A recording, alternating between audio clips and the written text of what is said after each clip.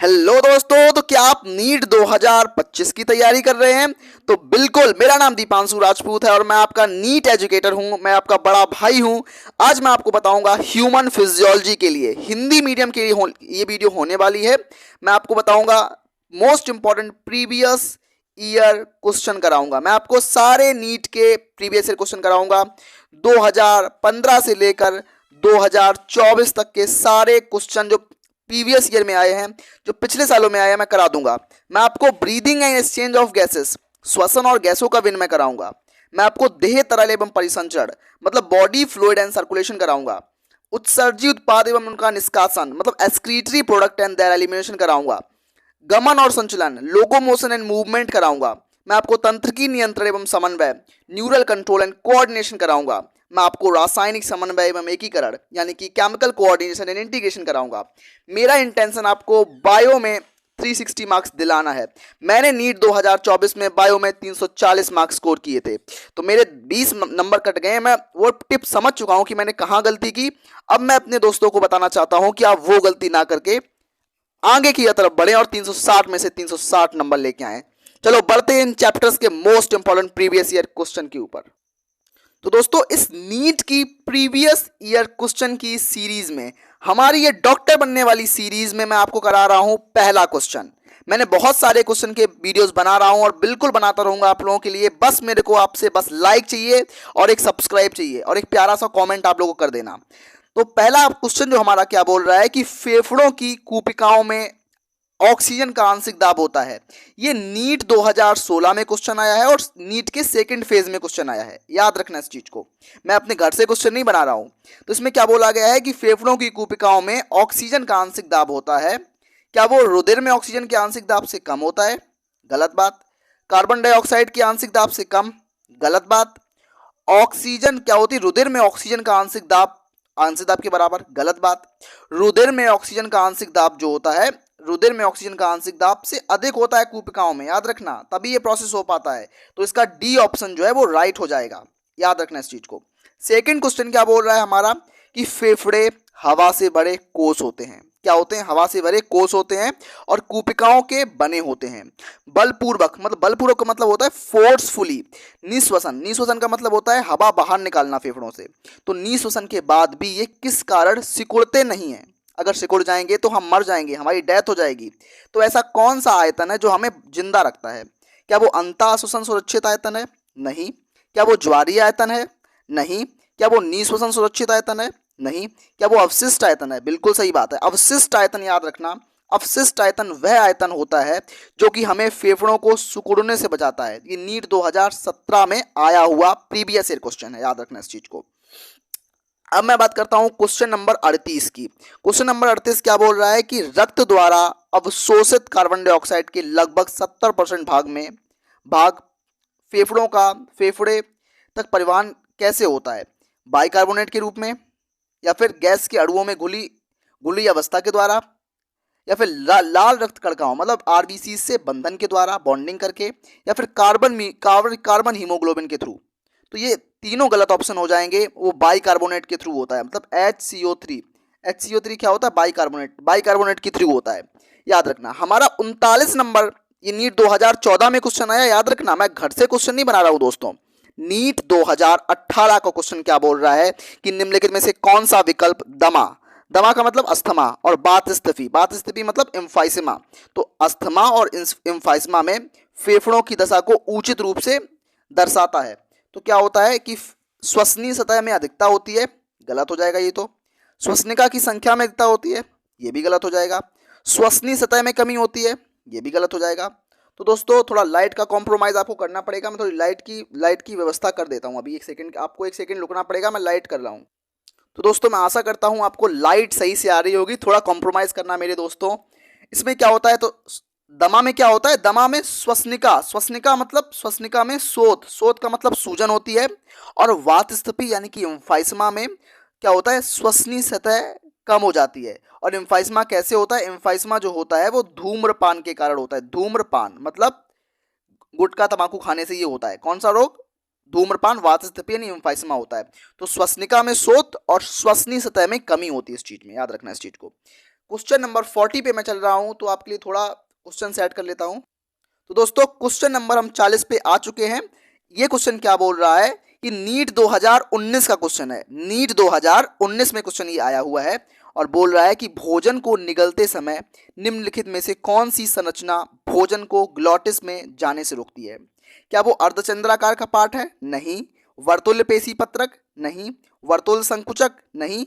उपस्थित पत्रक, एक पत्रक उपस्थित होता है जिससे भोजन जो है हमारी वो ग्लॉटिस में जाने से रुकता है। याद रखना इस चीज को। अब मैं बढ़ता हूं अपने आगे वाले क्वेश्चन की तरफ।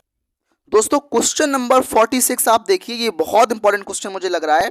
क्या बोला जा रहा है कि एक सामान्य शारीरिक परिस्थिति में, एक नॉर्मल फिजिकल सिचुएशन में, इसके अंतर्गत मानव के प्रति 100 ml ऑक्सीजनेटेड ब्लड में कितने परसेंट ऊतकों को, मतलब टिश्यूज को डिलीवर किया जाता है? तो याद रखना वो 5 ml होता है। तो ऑप्शन नंबर डी राइट हो जाएगा, वो 5 ml होता है। अब मैं बढ़ता हूं आगे वाले क्वेश्चन की तरफ।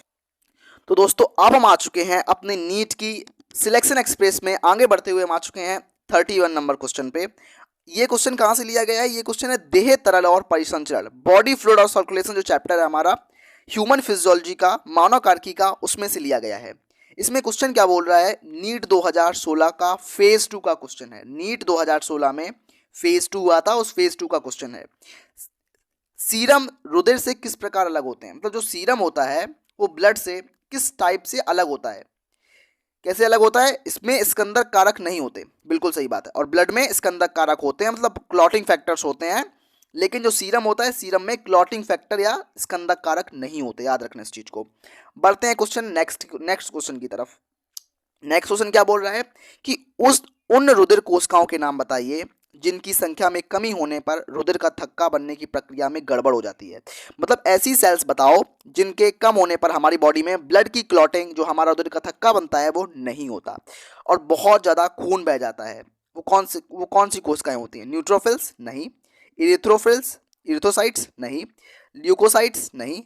और थ्रोम्बोसाइट्स? बिल्कुल सही बात है, थ्रोम्बोसाइट्स बोलते हैं उन सब चीज़ों को। Malt, MALT, mucosal associated lymphoid tissue, क्या बोलते हैं इसको? Mucosal associated lymphoid tissue. मानव शरीर में लसिकाभ ऊतकों का एक लगभग कितने परसेंट भाग बनाता है? इस क्वेश्चन को बताओ आप। तो मैं बताता हूं आपको, इसका राइट आंसर जो होगा वो 50%। जो माल्ट होता है ये 50% भाग बनाता है हमारे शरीर में ऊतकों का। AIPM ये कहाँ आया था? नीट 2017 में आया है और NCERT बेस्ड क्वेश्चन है, आने के चांस हैं। अब बात करते हैं AIPMT 2013 में आया क्वेश्चन, फिर कब आया? नीट 2017 में आया। तो प्रीवियस ईयर क्वेश्चन रिपीट होते हैं। मैं आपको लिख के दे सकता हूँ ये बात कि प्रीवियस ईयर क्वेश्चन रिपीट होते हैं, इसलिए करने बहुत जरूरी होते हैं। आप लाइक जरूर करना दोस्तों, प्लीज एक लाइक आपका बनता है, मेरी जो मेहनत है उसके लिए एक लाइक जरूर बनता है। अब मैं बात करता हूँ क्वेश्चन नंबर 34 कि यकृत निभायिका सिरा द्वारा यकृत से रुधिर कहाँ आता है? अमाशय में, वृक्क में, आंत में, हृदय में। तो ये AIPMT का क्वेश्चन है, तो वो कहाँ आता है? आंत में। इस चीज को याद रखना आप लोग, वो कहाँ आता है? आंत में आता है। अब बात करते हैं क्वेश्चन नंबर 35 की, 35 नंबर क्वेश्चन की। क्वेश्चन नंबर 35 क्या बोल रहा है? ये भी AIPMT 2013 में क्वेश्चन आया, फिर AIPMT 2017 में, मतलब नीट 2017 में क्वेश्चन आया। दो बार रिपीट हो रहे हैं, मतलब 25 में रिपीट होने के चांसेस बिल्कुल बन जाते हैं। हमें रिस्क नहीं लेना है। तो आइए क्वेश्चन को देखते हैं। क्या बोल रहा है कि वयस्क मानव की RBCs में, मतलब हमारी RBC जो हमारी रेड ब्लड सेल्स हैं, जिनको हम थ्रोम्बोसाइट, जिनको हम RBCs बोलते हैं और RBCs के नाम से जानते हैं, अकेंद्रकीय होती हैं। मानव वयस्क की जो अकेंद्रकीय क्यों होती हैं? क्योंकि उनमें बहुत ज़्यादा ऑक्सीजन स्टोर्ड हो सके, इसलिए वो अकेंद्रकीय हो जाती हैं। याद रखना इस चीज़ को। निम्नलिखित में से कौन सा कथन उनके लक्षण को उचित रूप से व्याख्या करता है? याद रखना, इन्हें प्रजनन की आवश्यकता नहीं होती, सही बात है। ये उपापचय नहीं करती हैं, सही बात है। ये तो इनका समस्त आंतरिक स्थान ऑक्सीजन संवहन के लिए होता है, बिल्कुल सही बात है। तो इसमें ये काय कोशिकाएं होती हैं, काय कोशिकाएं नहीं होती, मतलब दूसरा जिसमें होगा वो गलत हो जाएगा। तो पहला तीसरा चौथा, राइट आंसर ये हो जाएगा हमारा। तो इस तरीके से नीट में क्वेश्चन बनते हैं। अब बढ़ते हैं हम आगे की तरफ के क्वेश्चन करते हैं। तो दोस्तों अब मैं बहुत इंपॉर्टेंट 3 प्रीवियस ईयर क्वेश्चन लेके आया हूं। नीट 2019, फिर नीट 2019, फिर नीट 2020। तो नीट में आए हुए क्वेश्चन है। पहला क्वेश्चन क्या बोल रहा है, आइए देखते हैं कि यदि एक व्यक्ति का हृदय, मतलब किसी का ह्यूमन हार्ट का निकास जो है वो 5 लीटर है। अनुशीतलन के अंत में निलियों से रुधिर का आयतन जो है वो 100 ml से निलयी प्रकुंचन मतलब अकुंचन के अंत में 50 ml है, तब उसकी हृदय की दर क्या होगी? तो उसकी हार्ट रेट क्या होगी? तो उसकी हार्ट रेट जो होगी वो 100 स्पंदन प्रति मिनट होगी। क्या होगी? 100 स्पंदन प्रति मिनट होगी। ये नीट का क्वेश्चन है, इसको प्रैक्टिस करके जरूर जाओ। अगर नहीं प्रैक्टिस हो पा रहा है तो याद कर लो इसको, क्योंकि हमें मैंने बताया कि AIPMT आप ये देख सकते हो, ये सेम रिपीट क्वेश्चन हो रहे हैं, तो सेम कभी कभी रिपीट हो जाता है क्वेश्चन, तो आप उसको बना पाओ, आपको दुख ना हो इस चीज का। निम्नलिखित में से रुधिर के कोलेस्ट्रॉल को कम करने वाला कारक कौन सा होता है? तो स्टैटिन्स है। स्टैटिन्स किससे मिलता है? तो स्टैटिन्स एक व्यावसायिक कारक होता है। इसका उपयोग रुधिर कोलेस्ट्रॉल को कम करने में करते हैं और ये मोनस्कस परप्यूरस नामक कवक से लिया जाता है। ये आपकी NCERT में दिया गया है, मानव कल्याण में सूक्ष्म जीव चैप्टर में दिया गया है, माइक्रोब्स इन ह्यूमन वेलफेयर में दिया गया है, याद रखना इस चीज को। और ये 43 नंबर क्वेश्चन क्या बोल रहा है? ये नीट 2020 का प्रीवियस ईयर क्वेश्चन है कि स्टैंडर्ड ECG और QRS कॉम्प्लेक्स प्रदर्शित करते हैं आलिंदों के विध्रुवीकरण को या फिर निलियों के पुनः ध्रुवीकरण को। पुनः ध्रुवीकरण को तो नहीं करेंगे, विध्रुवीकरण को भी नहीं, विध्रुवीकरण को करेंगे लेकिन आलिंदों के नहीं, निलय के विध्रुवीकरणों को प्रदर्शित करते हैं।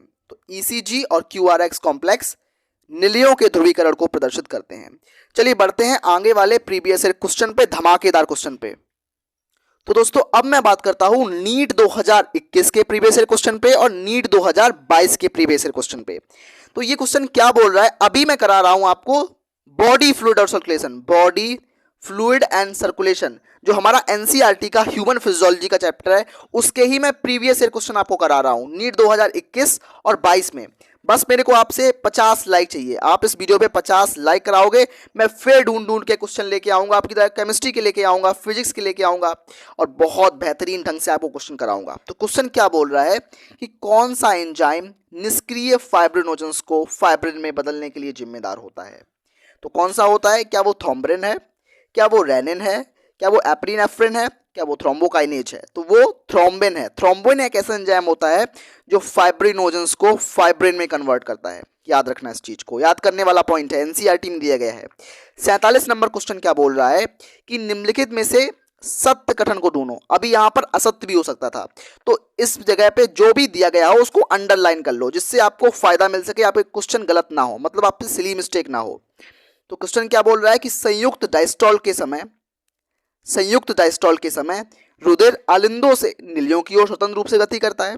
बिल्कुल सही बात है, पहला ही ऑप्शन सही हो गया, तो आगे के ऑप्शन पढ़ने की हमें जरूरत नहीं है, पहला ऑप्शन सही होगा। क्या है कि संयुक्त डायस्टॉल के समय रुधिर आलिंद से निलय की ओर स्वतंत्र रूप से गति करता है। बिल्कुल सही बात है।